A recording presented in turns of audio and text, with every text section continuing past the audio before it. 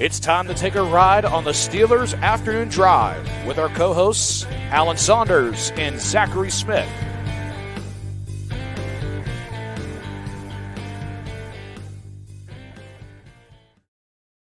Welcome into another episode of Steelers Afternoon Drive. I'm Zachary Smith. That is Alan Saunders on an afternoon drive. Alan, low 70s today. It feels great out there. Probably even felt a little cooler because you're along the water there. Feels really nice out, huh? Yeah, if it wasn't for this whole recording a podcast thing, I would have the windows down right now. But kind of need the audio to be good. Also, though, usually when I'm in the car for whatever reason, StreamYard doesn't. I don't hear the music. It doesn't work. I have to click a button if I want to hear it. It just played automatically today. So I just got some. I was like, yeah, surprise jams. There you go. There you go. Alan, you were at practice. So was, I feel like we just got to throw this in there. So was J.J. Watt taking in a Steelers practice. He posted yesterday that he was working out in their facility. Seems like just kind of an open invitation for him to work out there whenever he wants, being the brother of star player T.J. Watt. But he actually also liked your tweet about him being there. My tweet, which was funny, so I'm sure I just tweeted, the owner of T.J. Watt's favorite soccer team is at practice today, which... TJ did wear a Burnley jersey to the preseason game on Saturday, and then JJ was there in a maroon cap today, watching practice, hanging out with Mike Tomlin. It was pretty cool. So yeah, JJ Watt at practice. There you go. Not the big news of the day, but for me, JJ liked my tweet, so there you go. It is, yeah. It's the big news of Alan Saunders Day. That's Alan Saunders' Twitter account. Actual Alan Saunders doesn't really care. You know what people are thinking, though? This goes back to last year. Any shot, you think, of him coming out of retirement to play for the Steelers? No, I think that ship is sailed. Do you think it? Would you have said it was possible last year? Yes, I think if they had, if they had honestly, if what had happened at linebacker happened at outside linebacker or defensive line, I think it would have happened last year. But they were never in a position where they critically needed someone like him last season. Yeah. The other thing, I remember he was on Pat McAfee's show too, and he was talking about it. He's like, there was a point where he thought about it, and it was right when they went on that 3-game losing streak to Arizona, New England, and then Indianapolis was there. And then he's like, you know what? Maybe not. So maybe the state of the team at the time that he was considering too, because I know he also said it would only be for a stretch run if he were to do so. He doesn't want to play an entire season. So I don't know. That ship has probably sailed, but awesome that he's around the team. Awesome that he's at this point just now a Steelers fan. There's a lot of news to discuss today. You jumped on and you were like, yeah, I don't know if we have just one certain thing to talk about. There's just a bunch of news to throw out there. Some transaction stuff taking place, obviously. Nate Herbig put on IR. Will definitely miss the balance of the 2024 season. Anthony Averett also released, not somebody that I had penciled in making the 53-man roster anyway, but some corner depth lost there. And then the team added 2 linebackers. Alan, you're going to have to help me out with one. Marcus Haynes. How do you pronounce this other name? I believe it's Kiava Tizino. Awesome name. Don't quote me. Don't quote me on that pronunciation. That's mostly a guess. Okay. Former Pittsburgh Maulers, great. It was a really great player in the UFL. And he's an off-ball linebacker. He played inside linebacker for the Maulers, and then Haynes is an edge guy. Okay. So I gotta say this about Marcus Haynes. I know next to nothing about him. I wrote the story they signed him. He went to Old Dominion. He's from Bowie, Maryland, which looks like Bowie, but I know enough to know that that's not how you pronounce that. And but saddled with, I fear, 38 as an outside linebacker. That is just, it's over. That's a bad news when you sign with a new team as an outside linebacker and you get in your locker and there's 38 hanging there. I don't know. It's almost disrespectful. Well, that's the number. There's P. Ryan's wearing that on the offensive side. Wasn't Metters wearing that before he got hurt as well? So that opened up with him being, which by the way, Man, what I might have, you and I, two big Nate Metters fans here. A shame that, not saying he's gonna make the 53, but it's a shame that it was due to injury that he really couldn't ride this thing out and just see how close he could get. Maybe get a shot on another roster. So that stinks. But yeah, as an outside linebacker to be saddled with 38 doesn't look promising right from the jump. Couple notes here. 33, I feel like 33 is fine. I feel like 33 is okay for an off-ball linebacker. It's weird, it's unique, but I kind of dig it. It's 30. Double numbers are always good. Doesn't matter the context. Yeah, that's not bad. I mean, it's not that bad. It's okay. It's not nearly as bad as 38. No, absolutely not. Number 30, Jaylen Warren rolled out of this game as expected. But I, in my tweet about that, I said that, they were optimistic about it. I believe that you even tweeted out, you sense that same optimism coming from Mike Tomlin about his injury. Yeah, he said, I don't expect it to be a long-term absence. So, I mean, if you're talking now, heading into week 3 of the preseason, and you're saying, I don't expect it to be a long-term absence. I mean, the long-term is he going to play week 1? And it seems like it's still feasible. I saw Jaylen walking around the locker room today. It looks fine.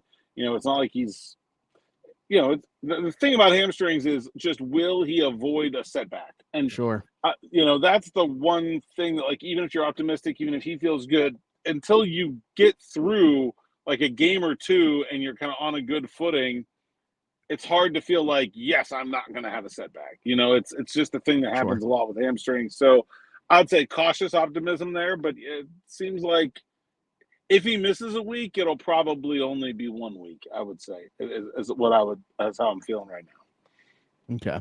On a positive front, Johnathan Ward and Payton Wilson back practice. They get them back today, which is very good news. We talked about, they need backs. Do you feel like Johnathan Ward, again, that's a hamstring thing, so he's going to have to avoid a setback, but do you think that he could be part of that running back rotation this upcoming weekend based off him being a participant today? Absolutely. I mean, I don't know about this Saturday, how much he'll be able to do on, was there going to be 3 practices?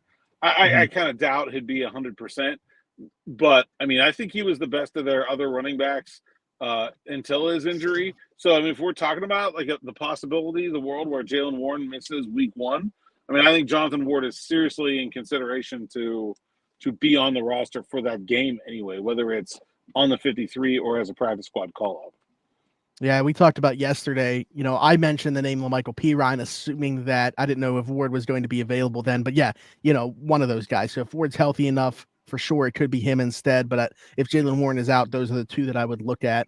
And then Payton Wilson getting back right away. I know that a lot of people, probably due to his laundry list of injury history, had some concern when he left that game. Rolled as a concussion. That's obviously something that, you never know. He could wake up the next day and feel completely fine, or those symptoms could linger, but he was back at practice today as well. Yeah, when they signed Tizino, you thought, oh, maybe that's bad. Maybe if maybe they're going to need a linebacker.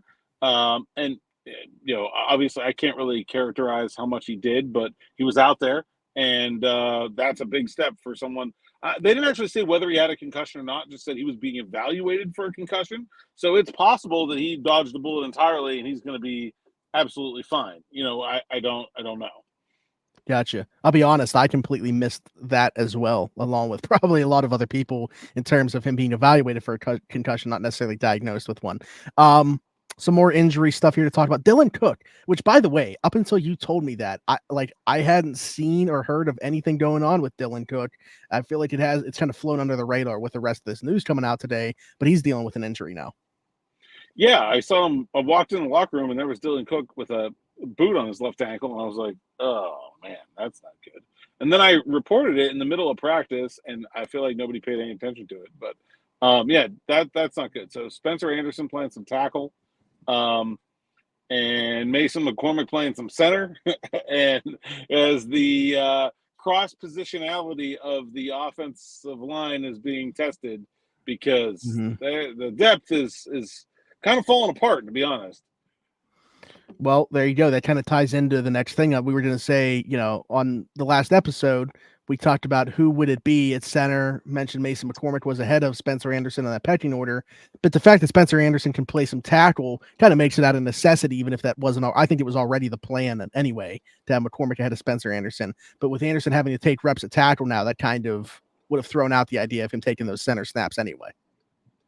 Yeah, you can't. I mean, you can't play all three, and so they've got Anderson working at guard and tackle, and McCormick working at guard and center. I talked to both of those guys today.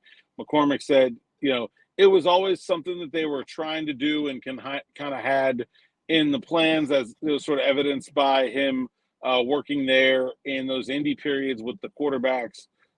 But there's some increased urgency by the fact that now Herbig is out for the year.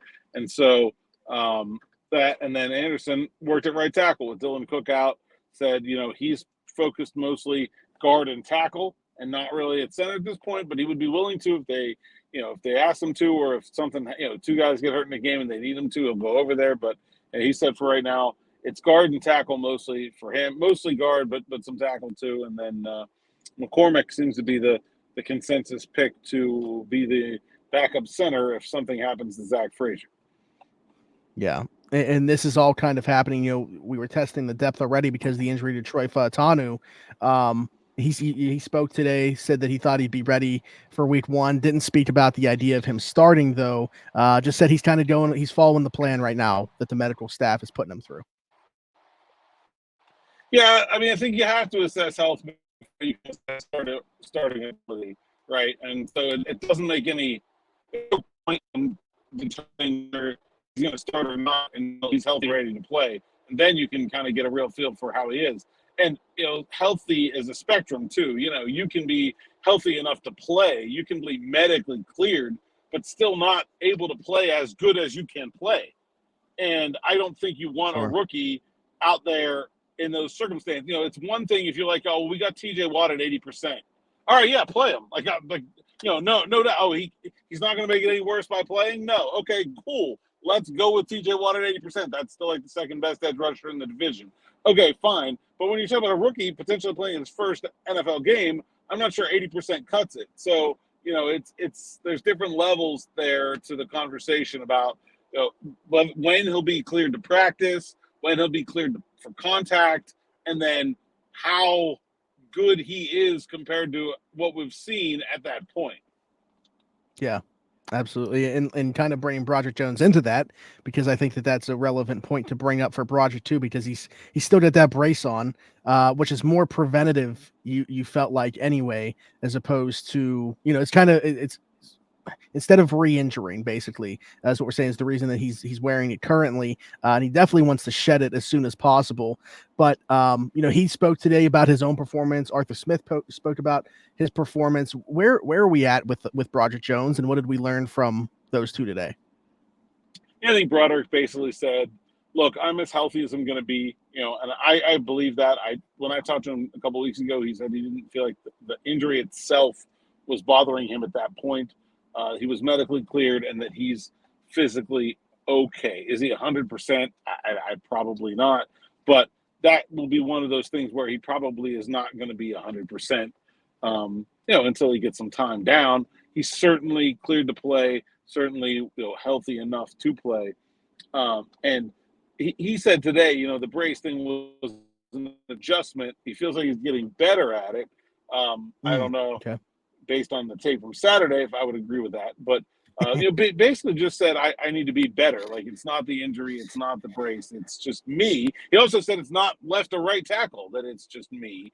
But I do think, it's very telling to me that Arthur Smith said something like, when we evaluate sacks, usually it's like there's 3 or 4 people that are owning that, like a wide receiver didn't get open enough, the quarterback who didn't pull the trigger fast enough, or who didn't navigate the pocket correctly, or who didn't make a pre-snap read, or the center didn't make the right pre-snap read. And then you have to, in addition to all that, then you have to have one or multiple linemen miss a block.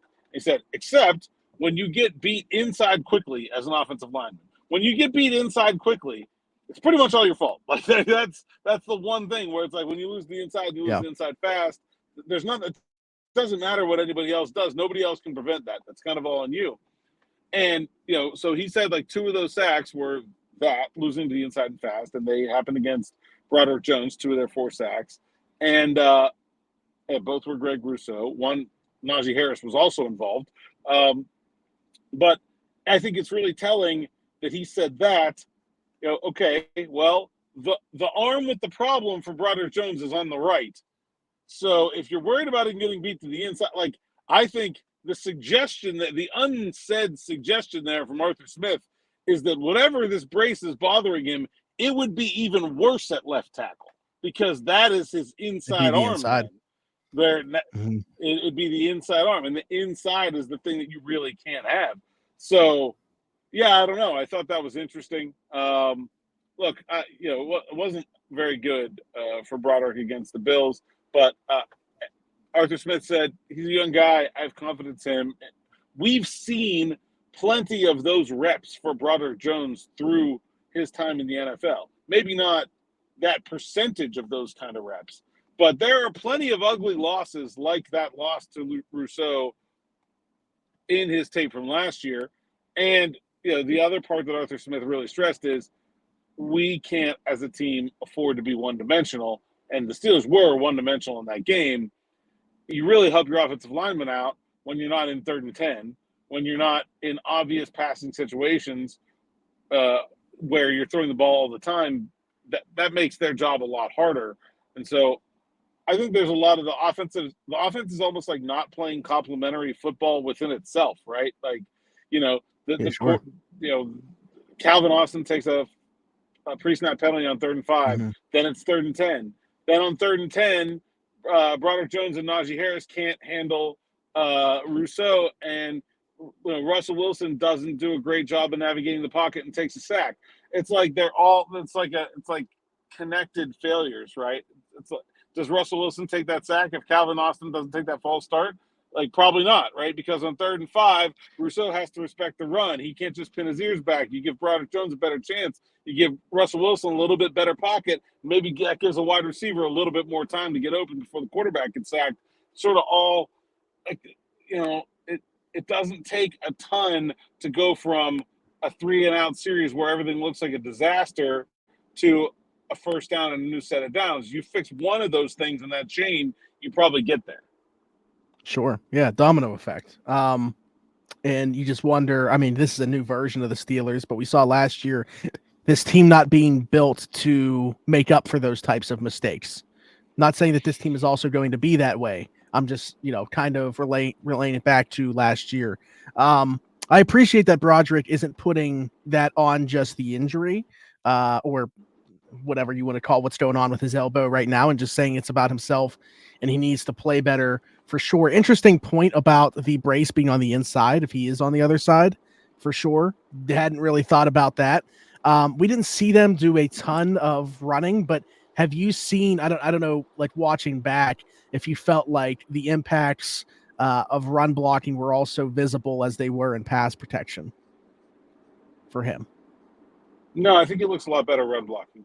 I think it looks pretty much like normal Broderick Jones in run blocking. Seems to be all in pass pro. So I don't know why. It's a lot with the punch.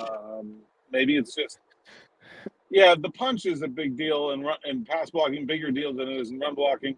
Run blocking, you also can lock out that elbow a lot of times. So I don't know.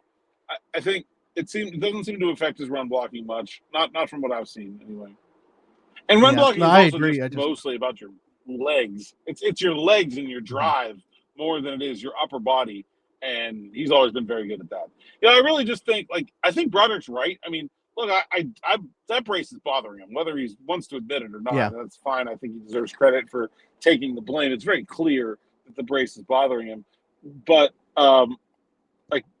he needed to be better last year. We saw pass protection struggles last year. It's not like this is a new thing that has just come out of nowhere for him. This is a part of his game where he needs to develop in general. And so, it's not, if in May you had said it's the end of preseason and we're panicking about one of the Steelers' young offensive linemen pass protection ability, I would have 100% said the lineman you're talking about is Broderick Jones. That was easy to predict.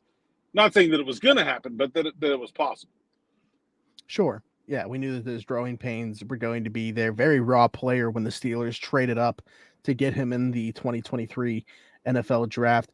Alan, one more thing here, and then I want to bring up a question that I was actually sent. Adam Schefter today said he expects the Aiyuk stuff to heat up What do you make of that? Do you get the same sense that this is a very pivotal week for all parties involved? Well, we are running out of time. We've only got 2 weeks left to the regular season. The Steelers do kind of need some clarity before the start of the regular season. Not that they couldn't make it work after that, but it would be very advantageous to the Steelers to get a deal done before the start of the regular season because they've sort of put the Cam Hayward contract on the back burner, waiting to see if they need that cap space or not. And if they want to restructure with Cam, I know they have like a no contract during the season kind of thing. I don't know if they would do an extension during the season. If they've already agreed to it, but they're just waiting. I don't know. That's a little like gray area, but I think that they would not want to deal with like that. They would want that dealt with before the start of the season. So, could they get by if they go into the season without restructuring or without extending Cam, and then suddenly Aiyuk becomes available mid-year? Yeah, they'd have to restructure TJ then mid-season, which I guess they could do.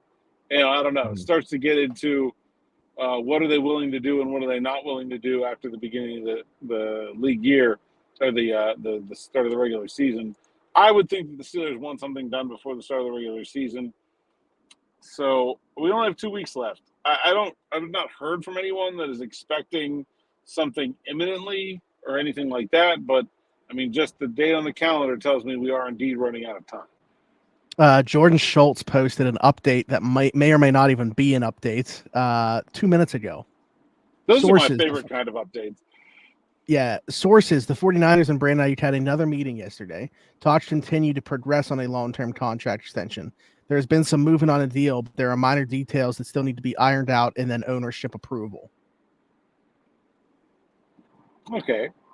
Well, they met yesterday. That's news. Mm-hmm. Some progress doesn't mean a lot to me. It certainly seems like most of the reporting I've seen recently nationally is trending towards the 49ers finding a way to get this done. Which as I said, was the most common sense thing all along. Generally just bet on people doing the thing that makes sense. Sometimes they don't. But him going back to San Francisco made the most sense the whole time. And so that would not particularly surprise me as an outcome. I do wonder, what the Steelers will pivot to, if anything. That's what I was just saying, yeah. We talked about Johnathan, perhaps.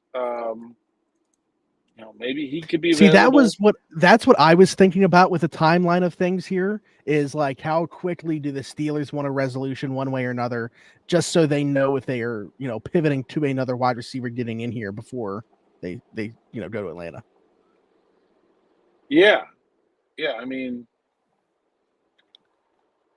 it's the Steelers don't want to they don't want to blink, like, because then they let San Francisco off the hook basically if they do something else first. But if this is the other thing is like the 49ers can let this go into the season. Because if Aiyuk says, "Oh, well, we're close enough," like he's under contract. He's whatever happens, if he misses a week and he's willing to sacrifice one game check to get the deal done, then he does it. And that's, for the 49ers, that's. So, yeah, I mean, if he misses a week, if he's willing to eat a paycheck and miss week one and then the 49ers sign him the next week, that's a perfectly acceptable situation for San Francisco. The Steelers can't wait that long. They have to figure this out before the start of the season. Yeah. I mean, over the last, 10 days or so, I've kind of felt like this is the way that it was trending. Don't get me wrong. There was certainly a point in time where I thought he was going to become a Steeler just based off things that we had heard. But for the most part, and definitely now, I feel like he is going to end up back in San Francisco. And I guess my question is, like you, what is it that the Steelers pivot to if they do? Like, was it Brandon Aiyuk, or they're just fine with the internal options, or was it we're going to bring in somebody regardless of if it's that high ceiling of a player? Yeah, I mean, like someone like Johnathan, we talked about him with Derek the other day. Maybe that's an option. You never know, like, who's available on cutdown day. I'm sure they'll look and they'll continue to try.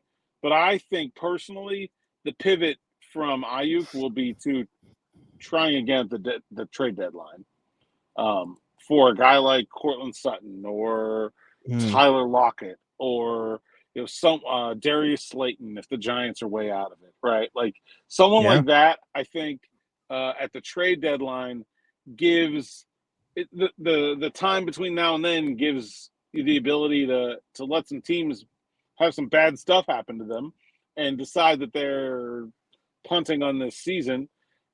And also for the Steelers, like they should feel like they should be able to get through the first half of their schedule kind of the way they are. And, a trade deadline acquisition to this year's Pittsburgh Steelers is extremely valuable because they will be getting that player right for that incredibly difficult stretch run. Sure. Okay. I want to get one question here too, and it's not at all related to what we've talked about, but we're going back to the quarterback situation, Alan. Berg sports fan here said, don't want to come off as disrespectful. Obviously, Alan is the one that is seeing these guys every single day. But when this was framed as a quarterback competition, we haven't been able to see Russ do all that much. How can it be so definitive that he is QB1? Because I think like I've said, competition is not unweighted,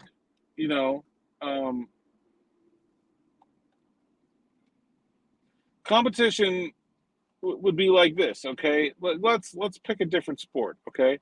We're gonna bet on the Kentucky Derby, me and you, Smitty. And, we got this one horse that has won every race it's ever been in and is like the grandson of Secretariat or whatever, but he's coming off a little bit of an injury, okay? And then you have this other horse that is not nearly as good, but, is younger and maybe has some promise, but has not had the same kind of results, all right? Now, if that young horse goes out there and runs better than it has, but still not as good as this horse coming off the injury, and then, he doesn't run a full race. You just get to watch him go work out a little bit, but he looks the same. He looks like the same horse that won all those races. Who are you picking?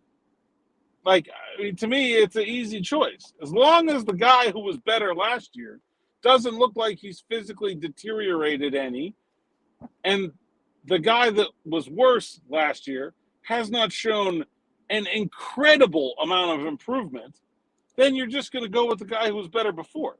Like it's a competition. It's not an even competition. Like you don't need to see Russell Wilson do the same things to win the starting job that you would need to see Justin Fields do to win the starting job. Okay. So I was just saying, is that maybe where the misconception is? I know that Tomlin used the term pole position, but I think even despite that, a lot of people based off just like the term competition thought that they were starting basically in the same spot. No, I mean, look, there's competition for every place on the roster. And I actually asked Arthur Smith this question. He was like, yeah, you have a resume, but at some point you have to earn your job. Like there's somebody coming for your job, no matter where you are, who you are in this league. And eventually you will lose it to one of them. It is just a fact. Like somebody's going to take it eventually, someday. And he said, you have to keep earning it every day. Like, but there's a time when you care about the resume, and then there's a point where you have to earn it. And earning it is different for TJ Watt and Jeremiah Moon. As in competition, technically, yeah. Do I think Jeremiah Moon's going to win it? No. Like that's yeah. There's competition everywhere. What it would take for the person who is starting out in second to win it is different depending on what we've seen from those people in the past. Okay. And that is rational. That's realistic. When we talked about Zach Frazier and Nate Herbig, Nate Herbig doesn't have a lot of NFL experience at center. He wasn't overwhelmingly good at guard. For that, he started out as the starter, but it was not as high of a hurdle for Zach Frazier to pass Nate Herbig as it's going to be for Justin Fields to pass Russell Wilson. So let's say Nate Herbig's injury was not season-ending, but he missed 2-3 weeks now, would still be saying it's going to be Frazier all year. They're going to go with Frazier. They should go with Frazier because the difference between the resumes coming in was pretty narrow. And the other thing is when you have veteran players, like there's a lot higher, there's a lot lower possible outcomes. Like, we know who these guys are. They've been in the end. Justin Fields is in his 4th season. Like, we've got a pretty solid track record of who he is.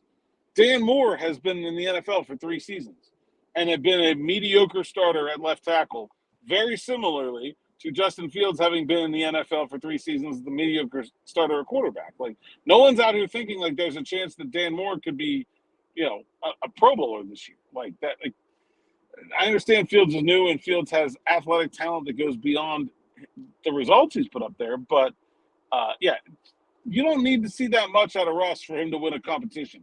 The competition with Russ is him v. Father Time. As long as he doesn't look like his skills are physically deteriorated, then you should assume he's going to be about as good as he was last year, which was a lot better than Justin Fields was. So it makes it a pretty easy choice. Let me ask one more thing here to kind of parlay off of that. From a physical standpoint, because Arthur Smith talked about it. Like, I know you felt like Russ really wasn't that injured. It gave them a chance to give Justin a longer look and everything. But Arthur said today something about like Russell battling through and playing more reps than he should have, almost making it seem like he is dealing with a little bit of something. Like, if he physically can't run the offense the same way, that would be an issue, obviously. Like, there's a lot of things in there that I feel like they want to use QB mobility as part of the offense. And if he is dealing with something and he's going to be limited, how's that going to work? Yeah, I don't think he's physically limited. I think it was just about like what he's repped and what he hasn't repped in terms of like Arthur Smith's not going to call stuff. He was limited in what he could call for Russell Wilson because he has had so many fewer reps in the offense than Justin Fields, who has had a bigger part of it. And also, they're not – look, I mean, we saw all the quarterback run stuff they've put in. They're not putting that in for Russell Wilson. And it's not about his injury. It's about the fact that he's 35 years old. Like they're going to use that stuff with Justin Fields no matter who the starting quarterback is because he's really good at it. And so, you get that read option call on 4th and 2 that didn't work. Like, you guaranteed they weren't going to call that with Russell Wilson in the game. And it's not because he hurt his calf 2.5 weeks ago. It's because he's 35 years old. Like that, And so, I think Russ is going to run a slightly more limited offense than Justin Fields just because of his age. Justin Fields is probably going to run different stuff or not going to be able to run everything that Russ is either. I don't want him working like a ton of quick game. Like, that's not his thing. Certainly Russ can pitch and catch down the field. So, I don't think he was suggesting he's physically limited. I think he was just saying there's stuff he hasn't repped yet. The wording on the tweet might have not been great, but I read them. Yeah, there's stuff he hasn't repped yet because he missed that much time, and he hasn't gotten a lot of reps. So, he's not quite as prepared maybe at this stage as Justin Fields is. But I don't know. I mean, I think it's going to be really hard for Justin Fields to show that he's the better player in anything other than a game. And I don't think that he has in the 2 games so far. Gotcha. Okay. All right. Well, let us know what you think in the comments, obviously, of that, anything that we talked about, questions for the future episode. Alan, tell the people they can find you. At @Saunders_PGH, PGH Steelers Now, SteelersNow.com. Like and subscribe to the YouTube channel. Hit that bell for notifications. Lots of new subscribers. Love that. Keep it up. And we'll see you tomorrow morning on the Morning Rush. Don't miss it.